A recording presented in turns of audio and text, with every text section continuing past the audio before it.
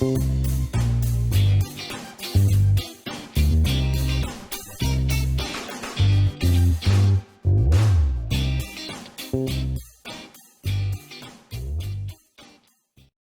I'd like to thank everybody for joining us today.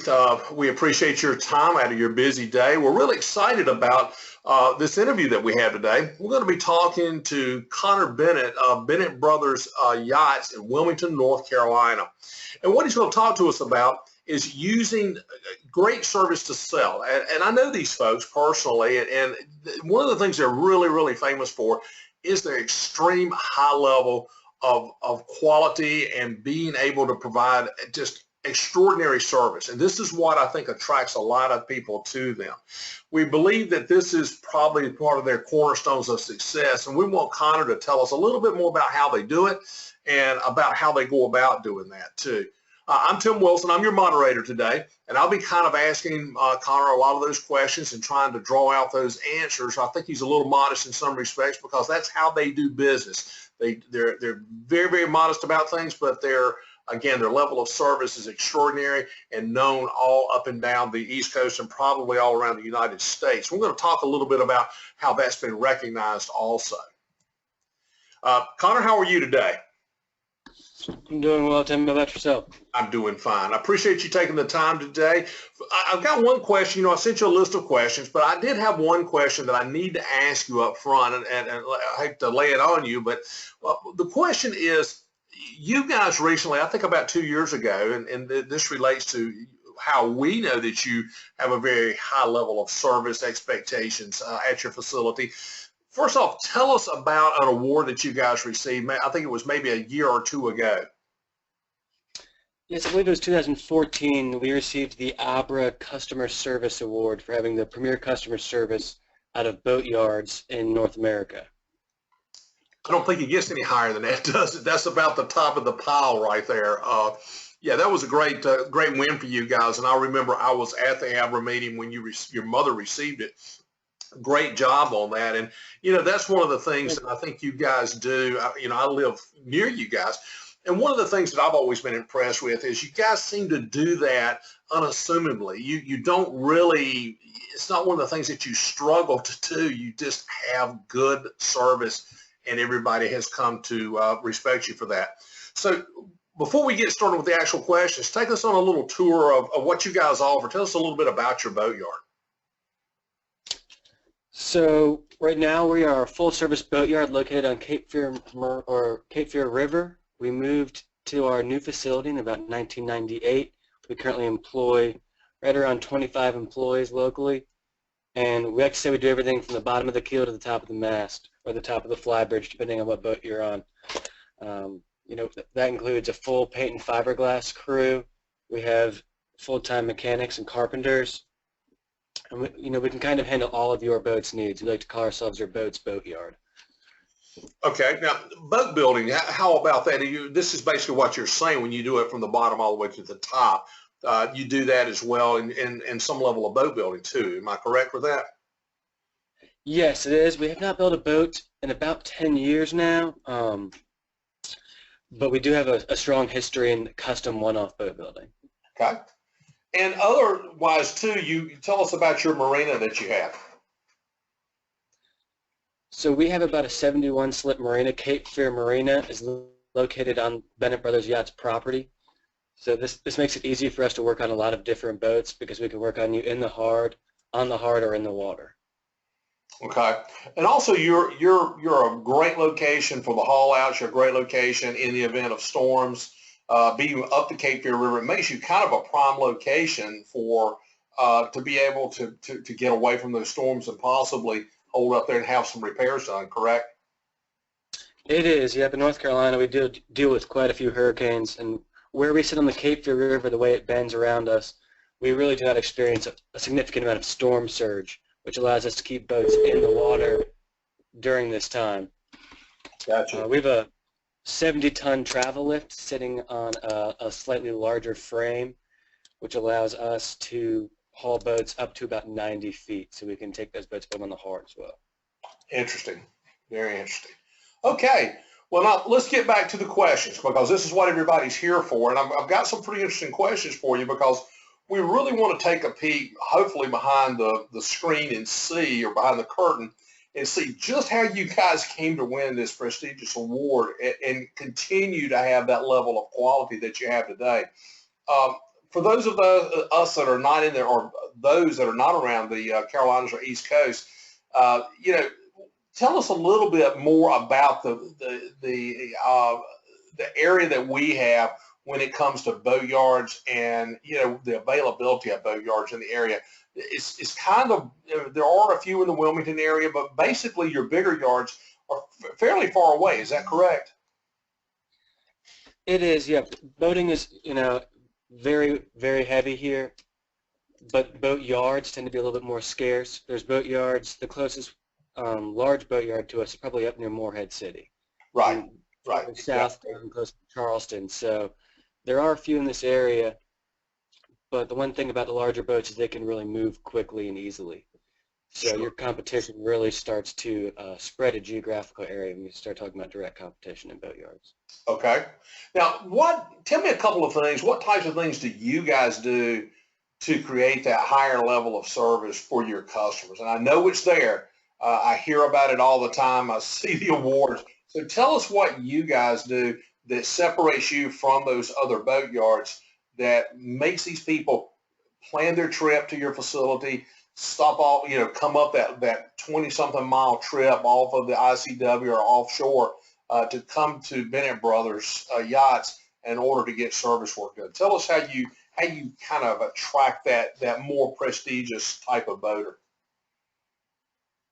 I think it all starts with the first initial customer interaction, whether they're calling us with a problem or we're reaching out to them. We assign them a project manager right from the beginning, whether they are simply asking for an estimate or coming in to get work done. They now have one point guy that they're talking to at Bennett Brothers Yachts. So that just helps control the flow of information between our techs, our project manager, and our customer, which gives the customer the best information possible.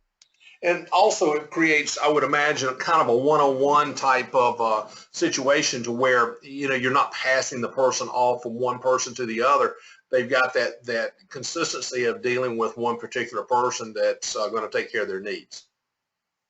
Exactly, yes. And boats can be very personal items for a lot of customers. And so having that one point of contact here, may it be for one project, or, you know, we've had some project managers and customers that have had relationships now going on years, really helping us maintain their boats, you know, fitting within their budget and having them come out the door happy. And so what that does is actually build that long-term relationship for, if it's a northern customer, that they know that that they can trust you guys and trust this project manager. So that builds that relationship long-term for those multiple trips up and down the coast. They plan the trip around coming to Bennett Brothers to get whatever work they need done. Exactly. Historically, we've been very successful in getting transient boaters. A lot of larger boats go down to the Caribbean for the winters and spend their summers up in the Northeast as far as East Coast boating goes.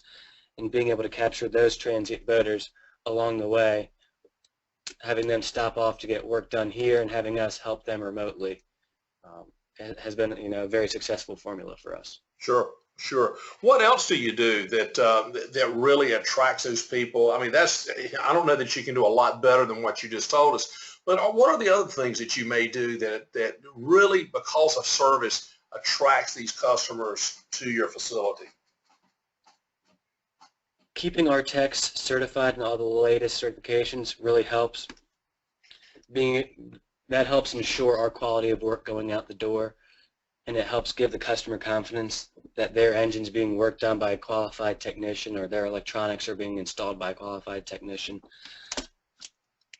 So that helps, you know, exude customer confidence, as well as helps manage expectations. That sometimes a customer will come in with a long laundry list of items, but can only do a few at a time based on their budget or timing. And so helping manage that customer's expectations from the second he walks in the door to the second we give him back his keys and he's on his way on his boat really helps facilitate a long-term relationship. And, you know, managing those expectations can be so difficult at times because obviously these boats are like their family, and it's their pride and joy. So being able to bring them to reality about what's going to happen and how it's going to happen sometimes, I guess, can be a challenge. And I guess that your staff's communication skills plays a pretty significant role in that.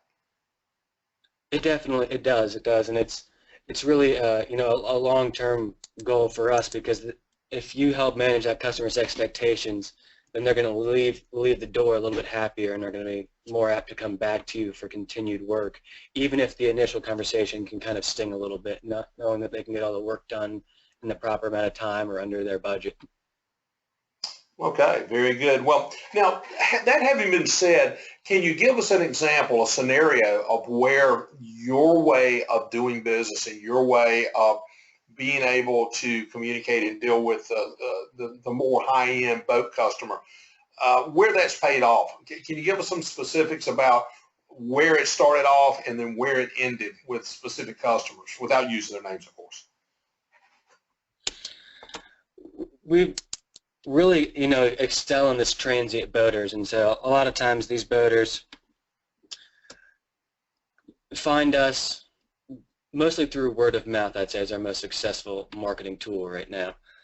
And we've had a lot of boaters that have been up in the Northeast.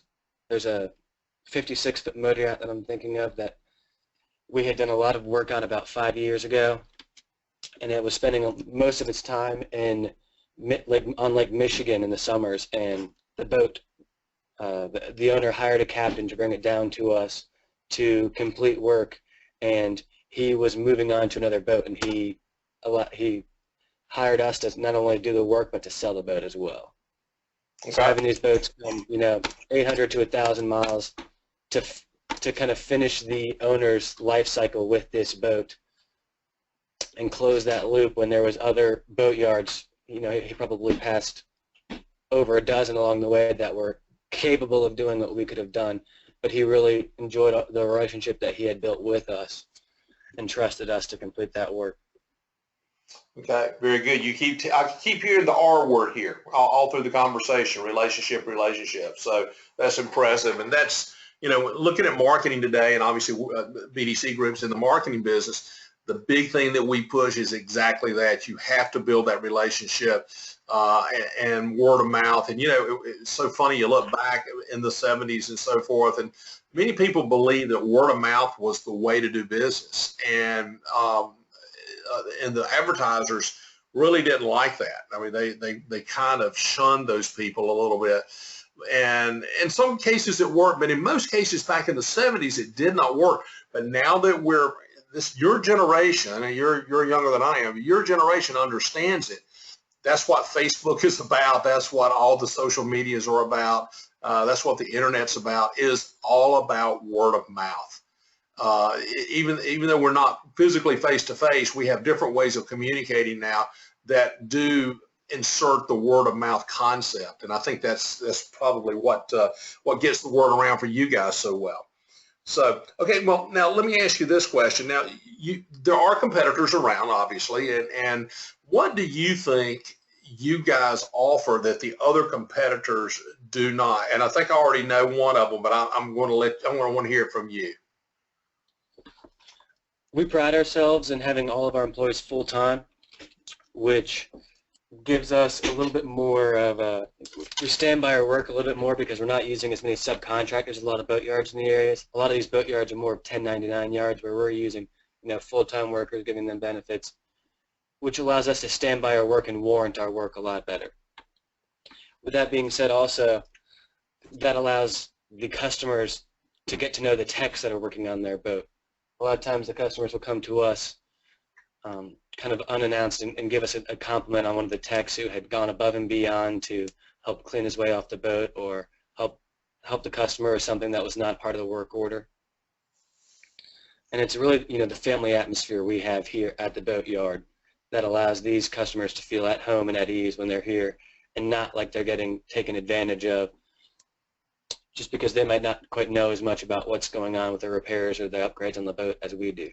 So keeping them informed and having them see the same faces every day really helps keep them at ease. Well, so it sounds like to me we're right back to the R word again, back to relationship. Definitely. Yeah. It's hard to get away from that. So It basically is. what you do is you have one big focal point, which is relationship, and many things spring off of that. I mean, whether it be when the person calls, or whether it be the tech that handles it, or many other people, I'm sure that you get compliments on the guys that even detail the boats and things like this because of things they do.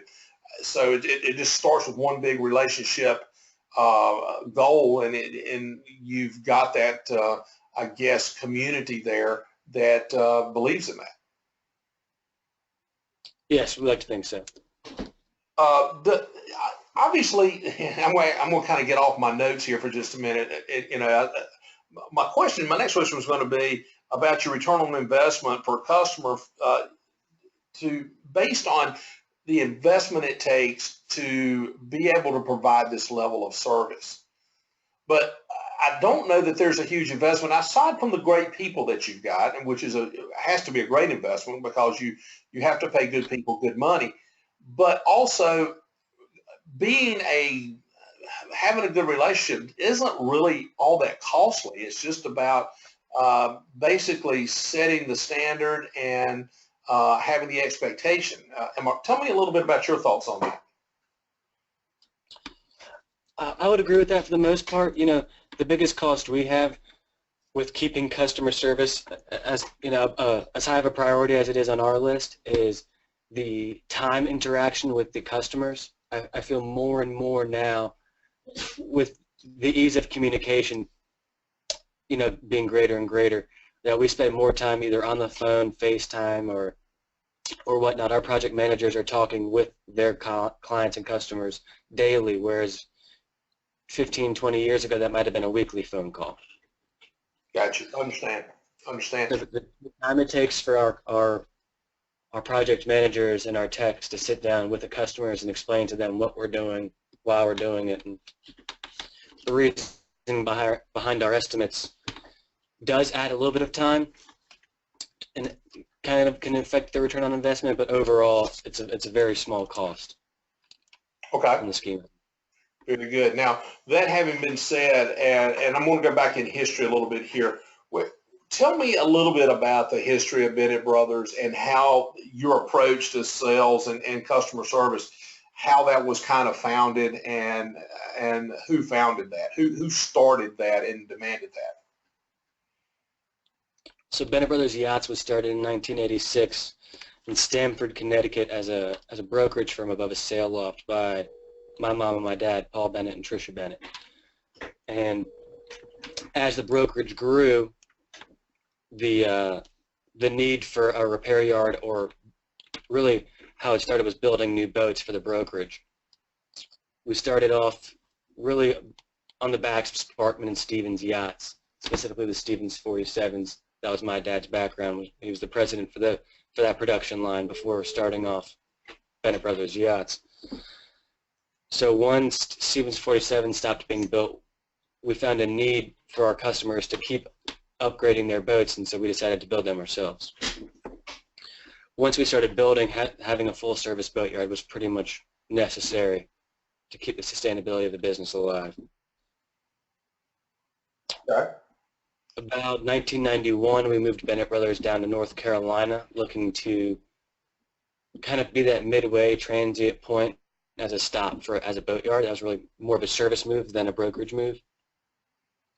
But due to brokerage and due to the time it takes that you spend with a customer to help pick out their boat or help sell their boat, really is what started our focus on customer service, because the repeat customer is your most profitable customer. In marketing, we were always told it's 3 times more expensive to get a new customer than it is to keep an old one. So we really try to focus on, building the customer portfolio that we have, rather than churning them out. Okay. And so your parents are the ones that created, I guess, this customer-centric way of doing business. Is that what I'm hearing from you? Okay. Yes, I think so. Okay. Your dad passed away a number of years ago, but your mother is still there, and I think she is. I think she's carried the flag very well. She's very much.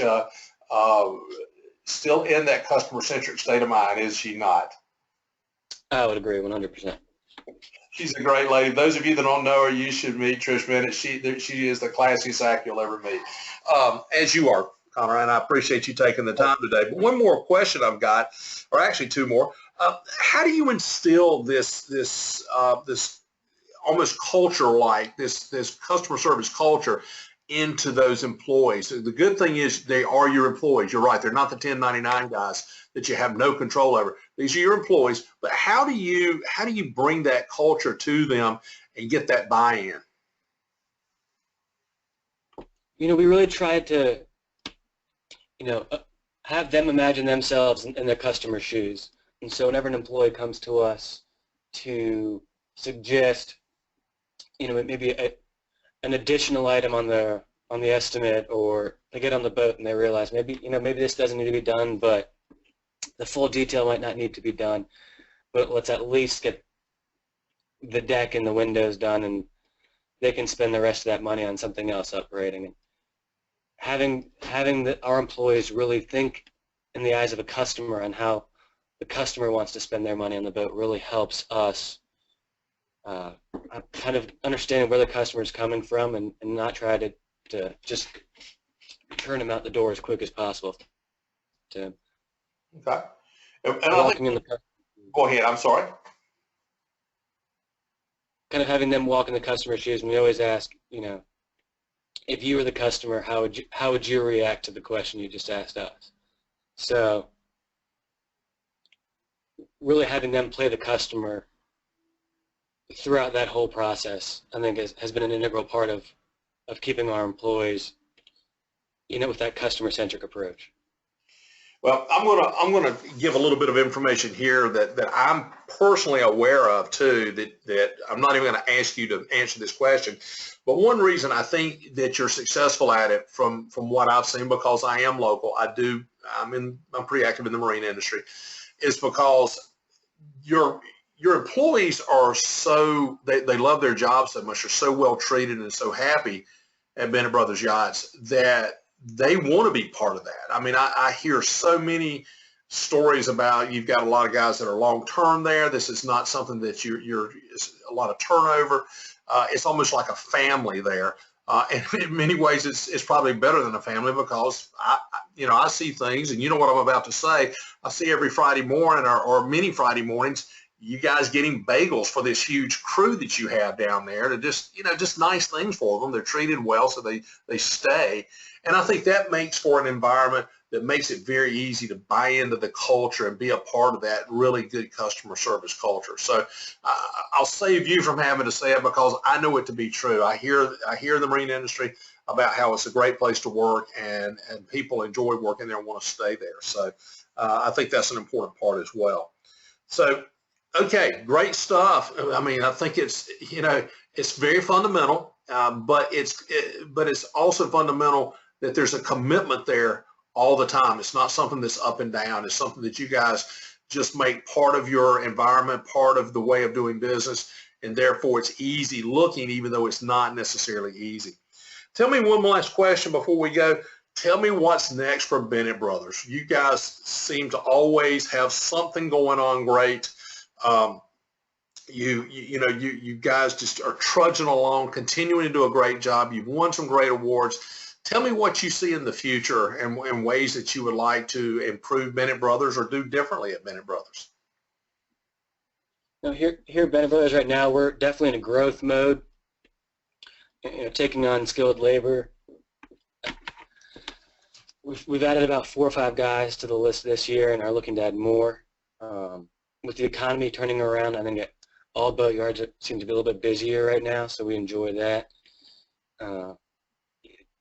Just building on that foundation, like you said, it sounds simple, but that's really where it has to start, and then going from there, expanding and working on more boats, and just kind of keeping that reputation up in the industry.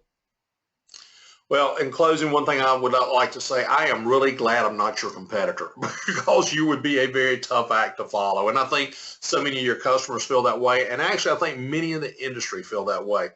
And I really appreciate you taking the time with us today. You are the next generation at Bennett Brothers. And you're obviously doing a wonderful job in that eventual transition or towards that eventual transition.